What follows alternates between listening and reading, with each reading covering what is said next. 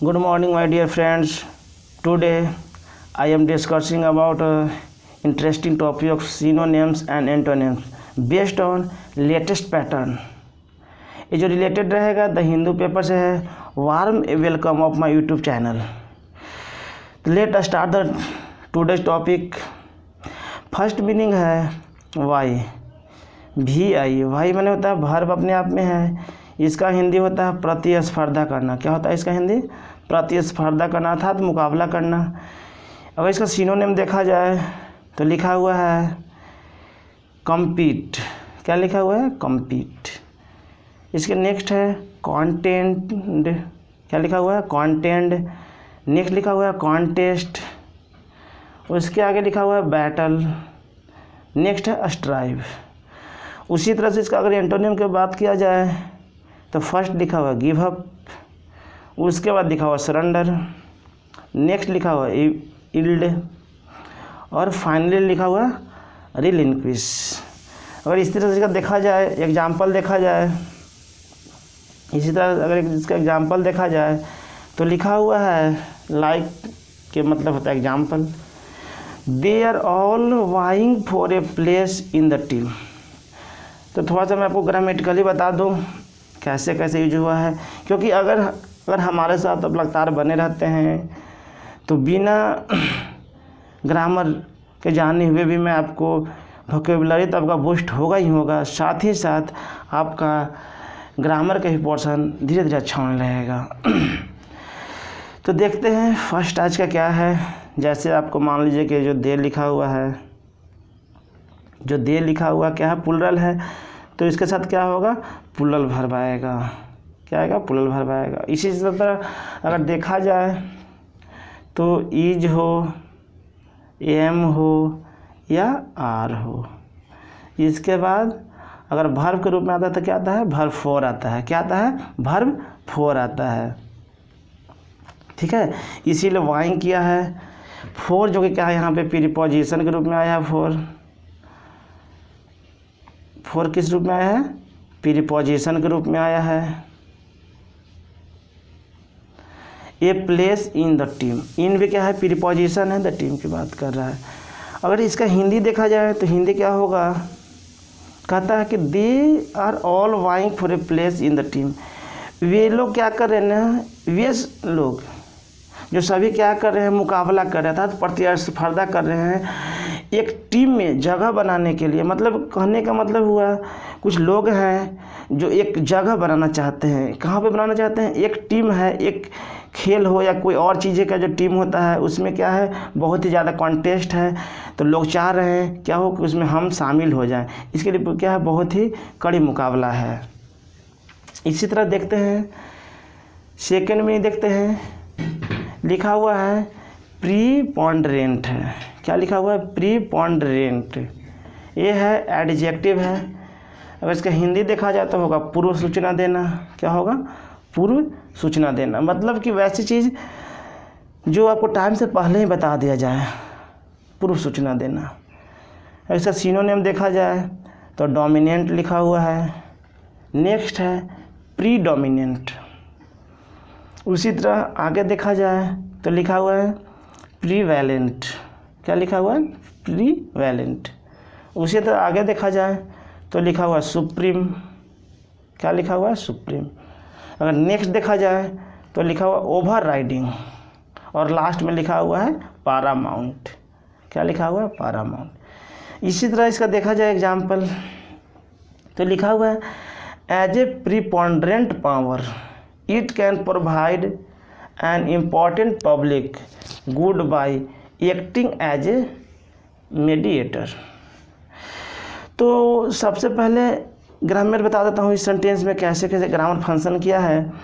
उसके बाद मैं बता दूंगा कि कौन कौन वर्ड का क्या मीनिंग होता है. उसके बाद फाइनली मैं बता दूंगा कि हिंदी क्या होगा.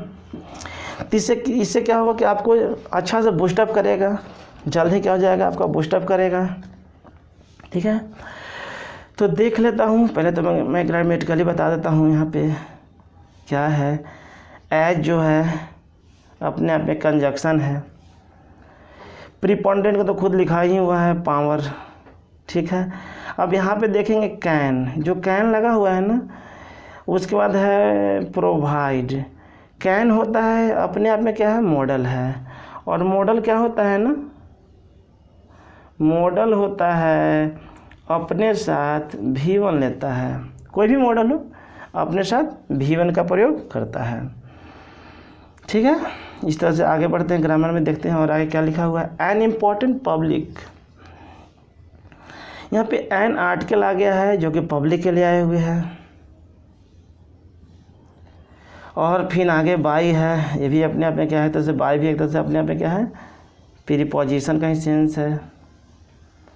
एक्टिंग, ऐसे जनरली क्या होता है ना, एक और जानेंगे हम लोग यहाँ पे। एक बात और मैं बता दूँ आपको, जनरली ऐसे होता है, अगर प्रीपोजिशन रहे ना, अगर प्रीपोजिशन के बाद अगर ऐसे वर्ब बात हो रहा था, अगर जनरली वर्ब है तो मैक्सिमम कंडीशन में ही देखा जाता है कि प्रीपोजिशन के बाद वर्ब फोर आता है। उसके बाद दिखा हुआ एज, एज कंजक्शन है एज का। उसके बाद देखिए ए मेडिएटर, मेडिएटर माने, इसका मैं देख लेता हूँ मीनिंग बारीकी से। एज का हिंदी जैसे होगा, प्रीडोमिनेंट का आप लोग को मालूम होगा क्योंकि लिखा हुआ खुद ही है। पावर के मतलब शक्ति। ईट माने यह, ईट ऐसे नॉन लिविंग थिंग के लिए यूज किया था। जनरली ईट का प्रयोग किसके लिए होता है, नॉन लिविंग थिंग के लिए होता है। प्रोवाइड मतलब किसी को देना, प्रोवाइड माने प्रदान करना, देना। इम्पॉर्टेंट माने महत्वपूर्ण। पब्लिक माने जनता, सिटीजन। गुड माने जानते होंगे, अच्छा। गुड माने ऐसे तो माल भी होता है, वस्तु भी होता है के लिए। बाय माने द्वारा ऐसे होता है। एक्टिंग माने कार्य। मीडिएटर मतलब क्या होता है, मध्यस्थता करना। वैसे लोग जो किसी के बीच क्या हो, अच्छा प्रतिस्पर्धा स्थापित करें, मतलब क्या, दो लोगों के बीच क्या हो, एडजस्टमेंट करा दे, मीडिएटर है। तो लिखा हुआ है एग्जाम्पल मैं फिर से पढ़ता हूँ। एज ए प्रीडोमिनेंट पावर, जैसे उनके पास जो पहले जो पावर था ना, जैसे उनके पास पूर्व में, आज के पहले जो भी उनके पास अधिकार था, पावर में अधिकार भी होता है, जैसे यहाँ पे कह रहा है। लेकिन ऐसा होता है ना, इंग्लिश का जहाँ पे जितना सूटेबल हो, अपने कुछ अपने तरफ से बैठा कर इसका हिंदी निकाला जाता है, जिससे क्या हो, पढ़ने में भी अच्छा लगे। ऐसे बहुत से कम ही लोग आपको बता पाएंगे, लेकिन अगर हमारे साथ रहेंगे तो आपको धीरे धीरे क्या होगा, आपको सेंस निकालने आ जाएगा, कैसे निकाला जाता है।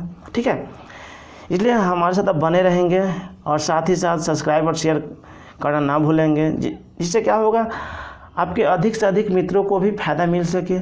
और जस्ट ही मैं और साथ ही साथ मैं एवरीडे बैंकिंग का हो, एसएससी का भी मैं प्रैक्टिस करवा रहा हूँ, और जल्द ही मैं आपको स्पोकन क्लासेस भी इंट्रोड्यूस करा दूँगा, कैसे बताया जाएगा, पढ़ाया भी जाएगा। तो यहाँ तक क्या हुआ, एज ए प्रीडोमिनेंट पावर, जैसे पहले उसके बाद जो भी अधिकार था। It can provide an important public good, लोग क्या करते थे, बहुत ही अच्छे से सूचना को क्या करते थे, देते थे। By acting as a mediator, किस रूप में देते थे लोगों को, एक देते थे मीडिएटर के रूप में, मतलब कि एक बिचवान, एक मोटिव अथी के तौर पर, मतलब क्या है, एक रिस्पॉन्सिबल नागरिक के रूप में क्या देते थे, लोगों को बताते थे, जानकारियाँ देते थे। तो पूरे की हिंदी क्या हुआ, जैसे पूर्व में उनके पास जो भी अधिकार था वो क्या किया, लोगों के क्या किए, प्रोवाइड किया, प्रदान किया अपना क्या, बहुत ही महत्वपूर्ण चीज़ों को, किसके द्वारा, एज ए मीडिएटर, मध्यस्थता के रूप में। तो नेक्स्ट देखते हैं क्या है, लीवे है। लीवे क्या होता है, अपने आप में क्या है, नाउन है। इसका हिंदी क्या होगा, कम करना, मतलब रिड्यूस करना। अगर इसका सिनोनिम देखा जाए तो क्या होगा, फ्रीडम होगा। इल्बो रूम है। नेक्स्ट है स्कोप है, इसके आगे लिबर्टी है। उसी तरह से अगर इसका एंटोनिम देखा जाए तो रेस्ट्रिक्शन है। नेक्स्ट लिमिटेशन है, उसके बाद रिस्ट्रेंट है। ठीक है, अगर इसका देखा जाए तो लाइक जैसे में क्या लिखा हुआ था, government had greater leeway to introduce reforms. तो फिर ग्रामेटिकली थोड़ा सा मैं बता देता हूँ आप लोगों को, जिससे क्या होगा कि आपको हर एक चीज़ का समझ में आने लगेगा कैसे फंक्शन कर रहा है। तो सबसे पहले देखेंगे यहाँ पे आर्टिकल द लगा हुआ है। द वैसे आर्टिकल क्या होता है, निश्चित बनाने के लिए वाक्य पहले आता है, कहीं भी आ सकता है, लेकिन नाउन के लिए आएगा, और आएगा तो क्या हुआ, निश्चित बनाएगा वाक्य को। उसके आगे देखते हैं गवर्नमेंट है। गवर्नमेंट है जो कि थर्ड पर्सन सिंगुलर इस रूप में आया है, लेकिन साथ ही साथ मैं बता दूं, डीड हो या मैं लिख देता हूँ इस पे, यहाँ पे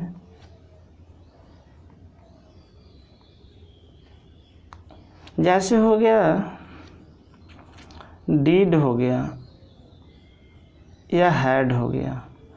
ये जो डीड हो गया ना या हैड हो गया ना, इस पे सब्जेक्ट का फ़र्क नहीं पड़ता है। सब्जेक्ट का अगर नंबर और पर्सन कुछ भी हो तो इस पर कोई फ़र्क नहीं पड़ता है। जैसे एग्जांपल के तौर पे मैं आपको बता देता हूँ, जैसे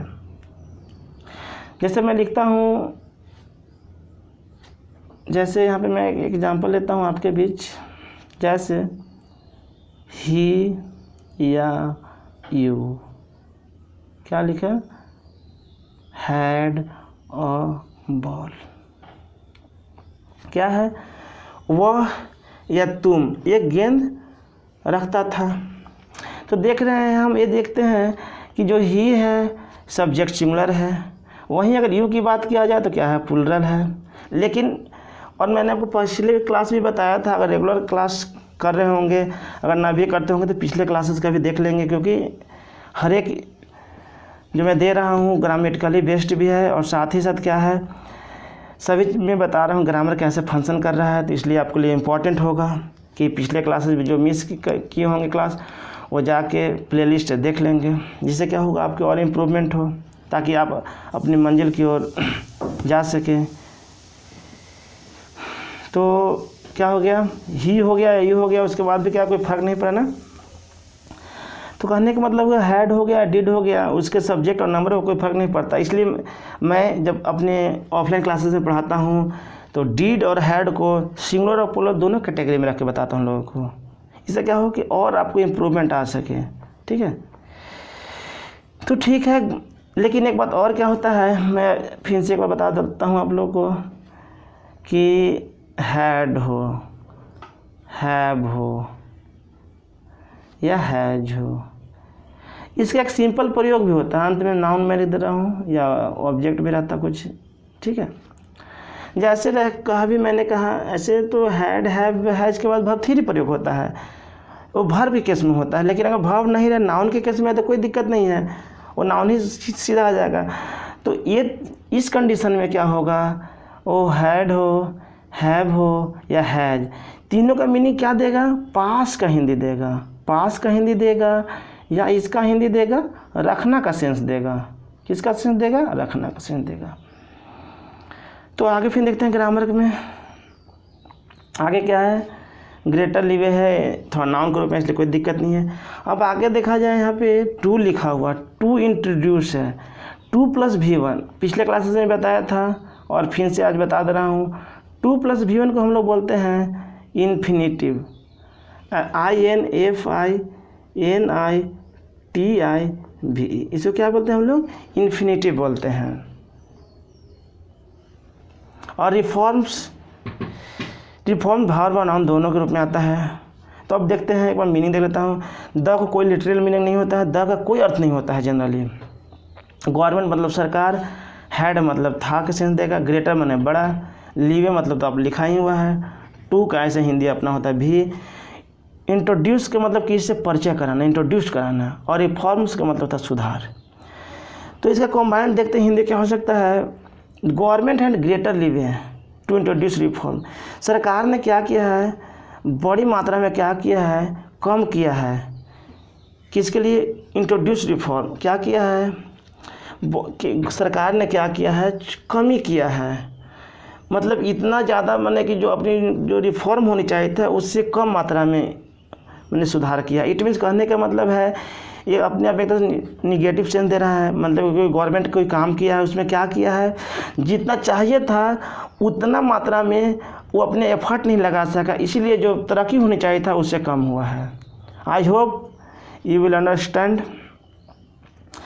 तो इस तरह से आज का एक क्लास ख़त्म होता है, लेकिन साथ ही साथ एक कोटेशन, इंस्पायरेशनल मैसेज आपके लिए मैं रोज़ लाता हूँ, इधर आज भी लिखा हुआ हूँ। ऐसे मेरा मानना है ना कि आपको समय समय पे क्या करूँ, इंस्पायरेशन देते रहूँ, क्योंकि जीवन है ना, जीवन में तरह तरह की समस्याएं आता है तो लोग भटक जाते हैं, तो उससे क्या हो, भटकाव से हमें बचना भी है। और मेरा ये भी एक मानना है कि जब से मैं कोटेशन लिया हूँ तो इसमें भी ग्रामेटिकली बता दूंगा, मीनिंग बता दूंगा, जिससे क्या होगा, आपको ग्रामर के साथ साथ मीनिंग बूस्टअप होगा और साथ ही साथ आपको एक जीवन जीने का कला भी आएगा इस सब मैसेज से। तो आज का जो मैसेज है, a dream doesn't become reality through magic. उसके बाद कॉमा लिखा हुआ, it takes sweat comma determination and hard work. तो पहले ग्रामर देख लेता हूँ। तो सबसे पहले है ए ड्रीम है, ड्रीम जो कि सिंगुलर रूप में आया है, इसीलिए क्या हुआ है, डज ले लिया है। और डज के बाद क्या ले लिया है, बिकम है जो कि V1 में है। तो मतलब कि डू डज डिड के बाद V1 होता है जब नेगेटिव हो। इधर लिखा हुआ है बगल में रियलिटी लिखा हुआ, नाउन है। थ्रू मैजिक, ईट देखेंगे, ईट क्या है, थर्ड पर्सन सिंगुलर है, इसीलिए वर्ब सिंगुलर लिया। Takes sweat determination and hard work, ये तो ग्रामर हो गया। ड्रीम माने स्वप्न होता है, डज माने करना, नोट माने नहीं, बिकम माने शुरुआत, रियलिटी माने क्या होता है, वास्तविकता। थ्रू माने हालांकि, मैजिक माने जादू, ईट माने यह, टेक्स माने लेना, स्वीट माने मीठा, डिटर्मिनेशन माने निश्चय करना, निश्चित, और हार्ड वर्क कठिन मेहनत। अब इसका हिंदी देखा जाए, ये dream doesn't become reality through magic. कोई भी स्वप्न जादू की तरह नहीं पूरा होता। ऐसा नहीं है कि जादू की छड़ी घुमा दिया ऐसा और पूरा हो गया, ऐसा नहीं होता है। Dream doesn't become reality doesn't magic, ऐसा नहीं है कि मैजिक की तरह आपको स्वप्न मैंने जो आपने सोचा टारगेट किया और हो गया, ऐसा नहीं होता है। उसके लिए क्या होता है, एफर्ट लगाना पड़ता है। आगे लिखा हुआ बाबू, it takes sweat determination and hard work. यह क्या लेता है, स्वीट मेहनत लेता है। आप ये क्या होता है, आपकी नीचे भी डिटर्मिनेशन में क्या होता है, आपकी प्रतिज्ञा को भी लेता है। और हार्ड वर्क मतलब कि अगर स्वप्न को पूरा करना होगा आपको तो क्या होगा, मैजिक की तरह नहीं होगा। उसके लिए क्या होगा, आपको हार्ड वर्क करना पड़ेगा और डिटर्मिनेशन भी रहना पड़ेगा। मैंने जैसे निश्चय किया कि आज से इतने घंटा पढ़ूंगा, तो क्या होगा, एनी हाउ एनी कुछ आपको उतना देर पढ़ना चाहिए, इसको बोलते हैं डिटर्मिनेशन। और स्वीट माने अच्छा। तो फाइनली आज के सेशन समाप्त होता है। और मैं आपको बता दूं, आप अधिक से अधिक शेयर करें, सब्सक्राइब करें तथा दोस्तों के साथ भी इसे बताएं, जिससे क्या हो, उन्हें भी मिल सके, जिससे क्या हो, ग्रामर, वोकेबलरी और ग्रामर का जो भी चीज़ आने वाला है, जैसे बताऊंगा पेपर कैसे पढ़ा जाएगा, उसमें कैसे वर्ड फंक्शन करता है, या और चीज़ें का हो जैसे और हो, इसके लिए। तो have a nice day, thank you to watch carefully my video. Okay.